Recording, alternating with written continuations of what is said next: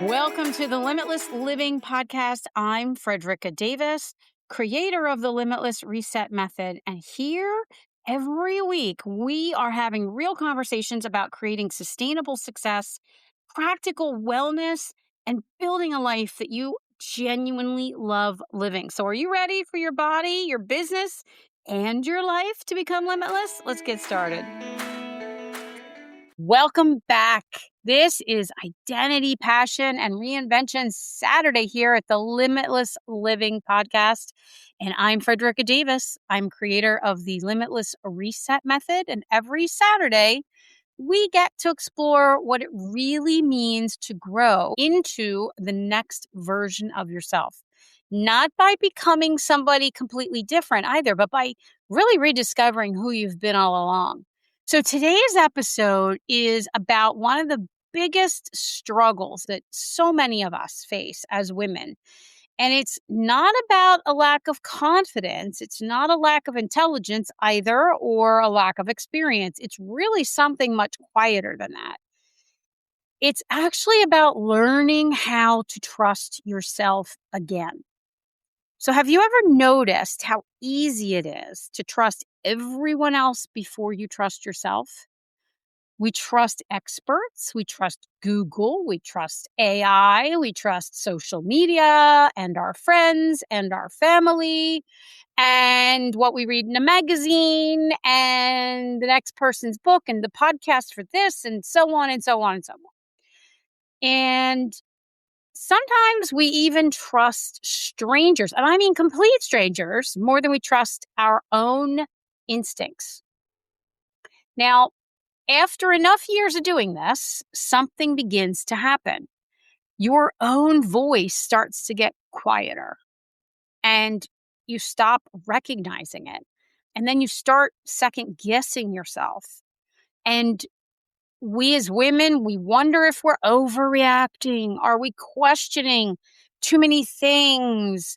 We ask everyone else what they think before we even stop to ask ourselves. Now, if you have ever felt that way, even if you are a strong, high achieving superwoman, I'm betting you felt that way at least at some point. And you're not alone. So have I. Today, I want to talk about how we begin rebuilding that trust with yourself, listening to yourself. I talked about this week, and if you are listening to the episodes in sequence, you will have already heard a little mention of this earlier this week. But I shared a story about spending part of my weekend last weekend cleaning and organizing my bathroom and my bedroom. And I still have some more to do, and I've decided to redecorate it and all that fun stuff. So I know this doesn't sound particularly life changing, and it really wasn't. It was not glamorous, and there was no fancy organizing systems that got installed, and no Instagram worthy or magazine worthy closets to view. It was just several hours of sorting through some drawers, letting go of things I no longer needed, organizing what had been piling up, creating a little more space, a little more peace, a better flow so I could be in better alignment in the mornings and more at peace in the evenings when I came back into this room. And here's what I didn't tell you. Every morning I was starting out with this low level of stress and an energy drain and this loop that had not been finished and feeling like, oh, I really have to get to that. That's not a good way to start your day. That's not leading from your day. As I talked about earlier in the week, it's not any of that. But I'd have this drawer I'd open and I couldn't find something, or I'd go to find a necklace or whatever it was that I wanted, and the bureau would be too cluttered and the master bath needed a reorganizing. It just wasn't working anymore. You know how things like that, they just get out of control when you're too busy and you just let them go too long. So at the end of the day, I would walk into the bedroom and feel a little more overwhelmed for the same exact reasons. And who wants to end your day like that? Now, it wasn't awful. I still went to bed. I still got a good night's sleep. And once I was asleep, it really didn't matter, right? It was not a crisis. It was not top of my list. It was just this quiet feeling that my environment was no longer supporting the life I wanted, the life I am creating, the person I am becoming. It was no longer me being in alignment with anything about living limitless when I felt limited every morning and every night trying to find things. Or so years ago, the way I would have handled that is I would have waited until the end of a 12-hour workday and stayed up until 4 in the morning fixing everything all at once and just skipping sleep. I would have just pushed through, ignored my body, sacrificed my sleep, and called that productivity and felt like, oh, yeah, I got a whole bunch of things done and I finally got that done. That's great. I'm a little tired, but I'll push through the day. I'll be fine, right? Have you ever done this? Can you relate? Or are you the person who would just keep ignoring it? Maybe you're that person too. I mean, I just kept ignoring it for too long until I got to this point where like, okay, I have to do something this weekend. And it'll be done in little bursts as I redecorate, reorganize, purge, and move on in a different way in life. Now, here's the thing. This time, though, I did something a little different. I listened. I paid attention to not only the quiet voice in my head that said, oh, I've had it for this, but I also paid attention to what my body needed and I needed mentally and physically in order to do this without hurting myself. I paid attention to my body's needs, my nervous system's needs. I listened and I looked at my calendar and I decided when I was going to do a little chunk. I protected my energy. This is how I do a lot of things now. And it's been a learning process all along the way. It's one thing to block out time in your schedule and block out phone calls and emails and this and that and the other thing. There's all kinds of time management ways to do things. But really, truly protecting your energy is another thing. So I protected my energy. I intentionally carved out time to do this when my body could actually handle it. Because if you've heard or know anything about me, I've got autoimmune diseases. And if I overdo, it sends me into a bit of a tailspin. And I have to be very careful about what I do, how much I do, how fast I do it, how hard I do it, all these things. But my normal tendency years ago would have been to push through, which is half the reason I wound up being the way I am. Now, I listened, and that was making all the difference in the world. And was following my gut, understanding what it was that I needed and able to hear myself and my needs, acknowledge those and follow through with them. So that's my point here. So when I finished, it was, yes, a bit cleaner master bath and bedroom, but what really changed was, again, I felt lighter, calmer, more focused, more peaceful. And it wasn't because everything was necessarily organized. Visually, that helped. But really, it was because I trusted myself enough to believe that what I was feeling mattered in the beginning. Now, let me back up with that. This is not about the visual aspect of that. That is the result. This is about, I actually really, before I ever did it, acknowledged the feelings I was having inside myself and recognized the discontent and the need for this, made it a priority, and then decided how to do it in the best way to serve my body, my mind, my needs. So that means listening. Stick with me here because as I was thinking about all this and looking back on it, what I really realized was that one of the greatest losses in our life isn't necessarily losing confidence. It's actually losing trust in ourselves. And though the two can go hand in hand, and if you are Hearing yourself, you maintain that the ability to hear yourself, acknowledge yourself, and then trust yourself. That's where the magic can happen. So, confidence and self trust are not the same thing. So, I know many of you listening to this you're doers, you're getting the stuff done.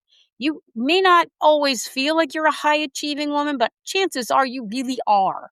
And these words, confidence and self trust, are not the same thing. Getting things done, feeling like you've just rocked the day, doesn't always mean you feel quite right on the inside. Well, confidence says, I think I can. Self trust says, I'll be okay no matter what happens. Confidence often grows because you've succeeded at something before. You've done something that was hard, and now you're confident in that. You did it well, you made it through. Self-trust grows because you've learned that you are able to show up for yourself, even when life doesn't go according to plan. And that even if it doesn't go according to plan, you'll be okay. Confidence is external. Self-trust is deeply, deeply internal. And when we stop trusting ourselves, everything becomes harder. So that means every decision, relationship, every conversation or opportunity or chapter in your life, your next chapter, if you don't trust yourself, it all becomes harder. I've had many, many times in my life where I've not listened to myself and where I have. So a few years ago, my health was in a very, very different place. Some of you have heard pieces of this story, and I was walking with a cane. Those of you who know me, you witnessed it. I was walking with a cane. I was in significant pain all the time. I was doing everything right. Couldn't get any weight to drop. Kept uh, having pain. It kept getting worse. It was just miserable. Skin reactions. I mean, I have a long list. Now, I was in really significant pain. Doctors were telling me I'd likely need immunosuppressants and steroids for the rest of my life just to manage what was happening in my body forever. Now, hear me carefully as I say this. I listened to the doctors and I respected their expertise. I did. Medical professionals, medical professionals have knowledge that absolutely matters. That said, they don't have all the knowledge. They are as human as you and I are. And they are often not on top of the latest research. They are often completely uninformed and unaware of what nutritionally, holistically, physically, mentally, emotionally affects whatever they're diagnosing. And depending on what country you're in listening to this, the approach is likely to be drugs or surgery, and let's fix a symptom versus let's look at you on the whole and figure out what's happening. Okay. Now, that said, again, doctors are valuable and I appreciate them immensely, but they are human. So I respected their expertise. I was thankful for the testing. I was thankful for the information and data I was able to acquire with their help. Medical professionals are important in our world. Okay. But I also listened to another expert, the woman who had spent more than 40 years studying health, wellness, nutrition, exercise physiology, body mechanics, massage therapy, stress, and the incredible ability of the body to heal. That woman who lived inside this body, me. I was not rejecting medicine. I was not pretending I knew everything. And now don't get me wrong here. I was not rejecting medicine. At some point, I may or may not need that in the future. I don't know. What I was rejecting was the idea that that was the only choice and it should be the first choice without exhausting every other avenue to reverse or heal or put into remission what I have going on. Now, I was not going into the doctor's office pretending I knew everything. I don't know everything. However, I'm capable. I can research. I'm more knowledgeable than many are. Mm. I wasn't pretending I knew everything. I simply believed there might be another path worth exploring, at least first. I didn't want to go directly into drugs, directly into surgery for the torn knee, for this, for that, for the other thing, because I have experience in this area. And I believed there was another path. I researched, I experimented on myself, I adjusted, and I learned, and I started really paying extra attention. I listened to what my body was telling me. And then slowly, I am no longer walking with a cane. I'm down over 40 pounds without dieting. All of these things are things I teach in the Limitless Reset method. These are all things I taught years ago in other programs in combination with what I learned in all my deep research. So I am able to hike. I'm traveling. I was able to go to the mountains of the rainforest and be a facilitator at a retreat. I could not have done that 3 years ago. I am teaching and building businesses and focusing, and I have energy that's off the charts. These out of 10, almost every day. Almost every day. I'm living a very different life than the one I was told was likely ahead of me. That experience taught me something that I think is just so important to never, ever, ever forget. And that's that sometimes trusting yourself isn't about believing you have all the answers, but it is about believing you can find them. And nobody knows you as well as you do if you're willing to listen. And then if you're willing to trust. Now, one of the things I teach inside the Limitless Reset method is that your body is constantly communicating with you. The problem isn't that your body stopped talking. The problem is that we've gotten so used to overriding it. We get tired, but we keep pushing. Like I would have done in the years past to get something done. I would have done it at the end of a really, really, really long day and pushed through and been like, oh, yeah, I'm a superhero. I'm super mom. All my friends are laughing if they're listening to this because they know. And I will share at my peak when I was running a business, a single mom, taking care of my mom in her 90s. There was not much more pushing I could possibly do, but yet somehow I did every single day, which is likely a piece of what led me to the breakdown later. So I share all these things with you because it's not just me. I am witnessing things like this with my clients. I'm witnessing this with people who go through my reset program. And the problem is that we get so used to overriding ourselves and our the way that we feel when we're tired. We just keep, or when we're overwhelmed, we keep saying yes, or anxious. We ignore our anxiousness instead of slowing down, instead of looking at, wait a minute, why am I feeling a little more anxiety and not realizing that, wait a minute, I'm drinking energy drinks, or wait a minute, my mindset has changed, or I'm watching too much of this, or I'm feeding my brain too much of that, or whatever. I'm not getting enough sleep. Instead of doing all those things, we just keep pushing through and we ignore it. We feel peace about one decision, and yet we feel tension about another. And then we convince ourselves that those signals, they don't matter. We're stronger than that. We can keep going. And over time, we stop hearing ourselves altogether. That's one of the reasons real transformation is not just about changing your habits. It's also one of the reasons why so often we try these programs to change this habit or manage our time better or whatever, and then they don't stick. Maybe it works for a little while, but it doesn't genuinely stick because we have not reconnected with ourselves. We have not been able to cultivate that skill of hearing our own wisdom again and trusting what we feel and hear. So, one of the hardest lessons I've learned about trusting myself actually did not come from my health. It came from a relationship. Years ago, I was standing in front of a mirror on my wedding day. This is before my husband.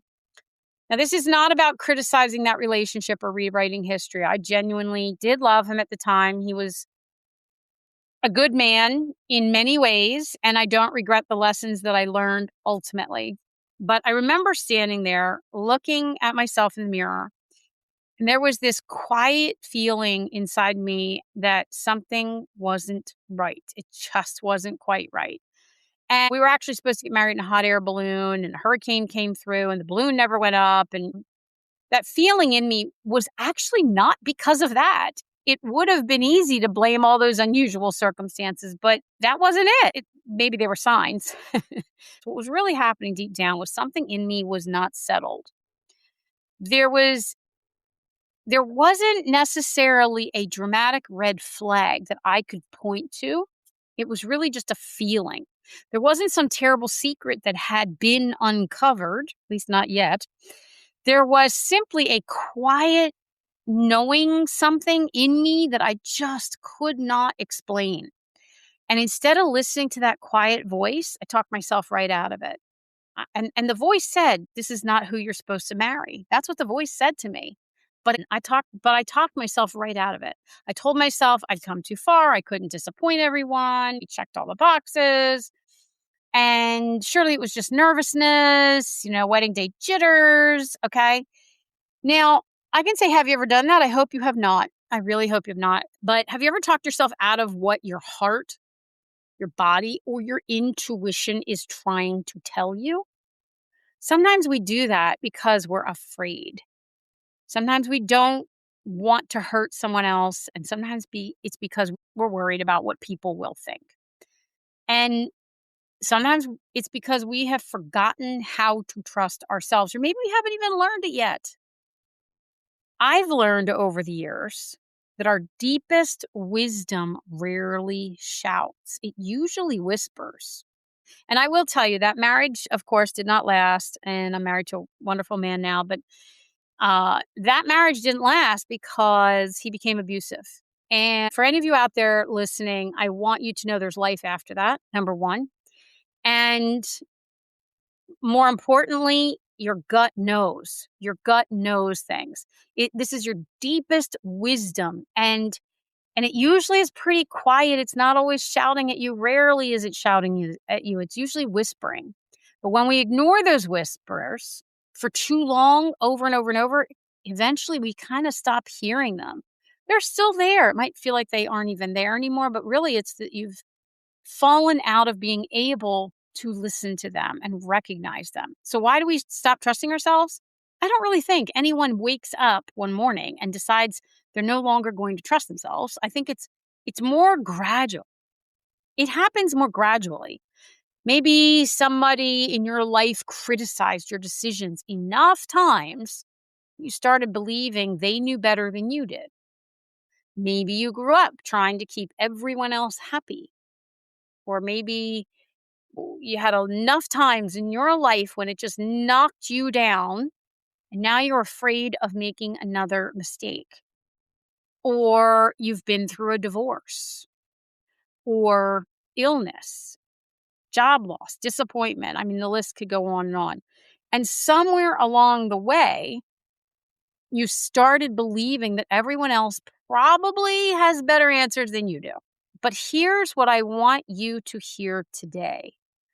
Making mistakes is not evidence that you can't trust yourself. It's evidence that you're human. And it's evidence that you need to learn to recognize what your body and your mind and your heart and your soul are really telling you. So every wise person I know has made painful decisions. I mean, so many painful decisions. If you talk to anyone, whether they are a business person or not, They have had failures, poor decisions, mistakes, mistrusted moments, all sorts of things. The difference isn't that they never got anything wrong. The difference is that they learned they could recover from it. Now that's what self-trust now that's what self-trust really is. It's not believing you will never fail. It's believing you'll be okay even if you fail. So, 5 ways I've got for you today to begin to rebuild your self-trust. Number 1 is listen before life gets loud. Most of us wait until we're burned out or until our health forces us to stop or a relationship is already falling apart or we're completely overwhelmed. And I can tell you, I've been there. Mm. But your body doesn't usually begin with a crisis. It begins with the whispers. It's the headache that you just keep pushing through instead of giving yourself enough water. Or it's the brain fog that you just keep pushing through with coffee or an energy drink instead of giving yourself enough rest. That ultimately turns into another health problem. A little more fatigue, a little more frustration, a little less joy. It's the tension in your shoulders. It's the quiet feeling that says, this just isn't working anymore. You need to pay attention to those whispers. They're often invitations. This is how we want to look at things. They're not interruptions, they're invitations for you to see something is happening that needs your attention. Now, number 2, keep the promises you make to yourself. This one has become incredibly important to me. So, okay, so number 2, keep the promises you make to yourself. So I'm a big believer that you keep the promises you make, unless there's a really darn good reason that you can't. And I don't care if it's to other people or to yourself, but today we're talking about to yourself. And these are the ones we often break the easiest. And they're so important. If you tell yourself you're going to take a walk, take the walk. If I tell myself I need a day to rest or reset, I make room for it. If I know my body needs sleep, I stop treating sleep as optional. Every time we continually break promises to ourselves, we weaken trust. Integrity isn't just about being honest with other people. It's about becoming someone you believe. It's about you trusting you, living in integrity, becoming the person you're meant to be, keeping your promises to yourself. Number 3, respect your body and what it is telling you. Your body gathers information long before your mind ever catches up. Have you ever walked into a room and immediately felt uneasy? Let me give you some examples. Have you ever walked into a room and immediately felt uneasy? Or met someone and instantly felt just totally at peace and connected? Have you ever accepted an opportunity or a job or something that just looked perfect on paper, but left you feeling anxious every time you thought about it? Pay attention. Not every feeling should control your decisions. I'm not saying that. But every feeling deserves your curiosity. Ask yourself, what is my body trying to tell me? It will know before your mind catches up. So, inside the Limitless Reset method, we spend a lot of time helping women reconnect with all of those signals instead of constantly overriding them. Because here's the thing, your body isn't your enemy. I know sometimes it might feel like that because believe me, mine has days like that, though they are few and far between now because I'm working with it and listening to it. But when I was at my worst, oh my gosh, I thought it was the enemy. It's one of your greatest sources of wisdom. Your body is not the enemy, though. It's one of your greatest sources of wisdom. And number 4, stop outsourcing every decision. Please hear me in this. Experts matter. Doctors matter. Coaches matter. Mentors matter. I'm a coach and a mentor, and I still want you to listen to you and not just everything I tell you. I've learned from incredible people throughout my entire life. But no expert wakes up in my life, in my body, in my mind. No coach lives your life. They're not walking in your shoes. They ideally they should have walked at least a few steps in shoes like yours at some point, but genuinely nobody can live your life. No mentor carries your personal values exactly. Gather wisdom from mentors instead. Gather knowledge, gather expertise, gather inspiration and ideas from coaches and experts and doctors. But ask questions. Stay teachable. Don't disappear in the process. Be curious. Desire an understanding and make your own decisions, because somewhere in every important decision, you have your own voice, whether you've been listening to it or not. And your voice has a seat at the table. Now, number 5, collect evidence that you can trust yourself. This one will change everything for you. We have a tendency to remember every decision that we regret, right? As human beings, we tend to focus on the negative more than the positive. It's just the way we are. So all those things, all those decisions we consider mistakes or moments we regret, and we focus on them, and then we tend to forget all the ones we made really well. We have a tendency to remember every decision we regret, every mistake we made, whatever the negatives were. And then we forget all the ones that we made well. What about the decisions that went right? Start collecting evidence. Write it down. Like, just sit there and think to yourself, geez, what went right? Keep a little journal with what went right. You can do this every day, and it can be something simple like, hey, I got the master bathroom cleaned. What went right? Whatever it is.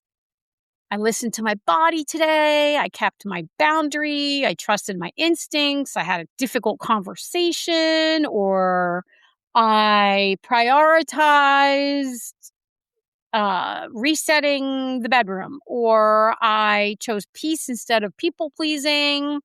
I said no when I would have normally said yes because I really wanted to say no.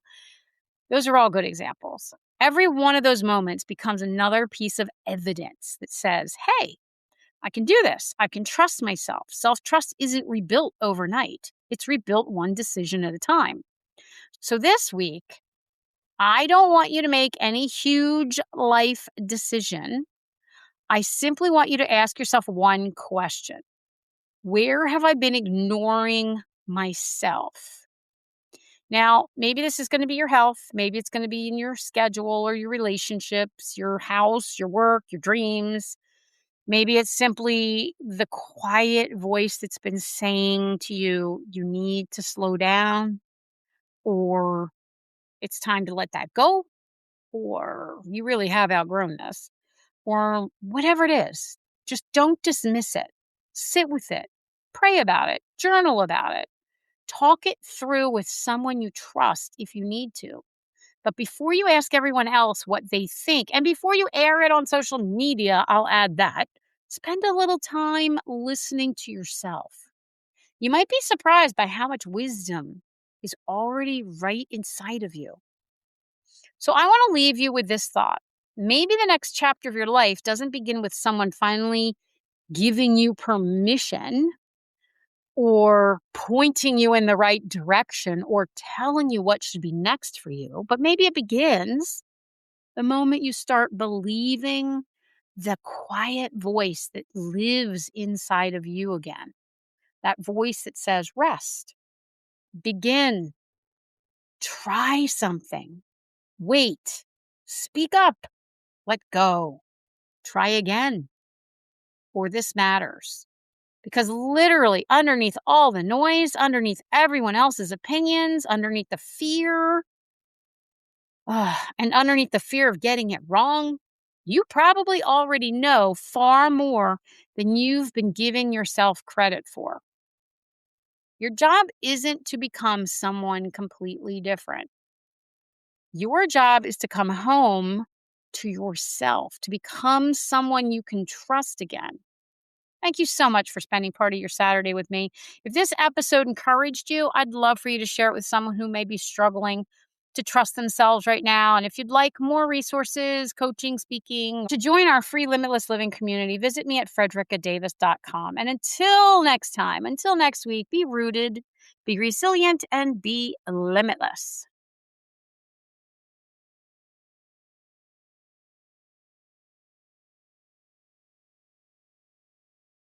Thanks so much for joining me today. If this episode resonated with you, I'd love for you to share it with a friend. Leave a review and be sure to follow the podcast so you don't miss next week's conversations.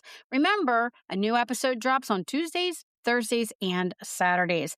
And if you'd like more resources about my coaching, speaking, upcoming events, or you'd like to join my free Limitless Living community, just visit me at fredrickadavis.com. Until next time, be rooted, be resilient, and be limitless.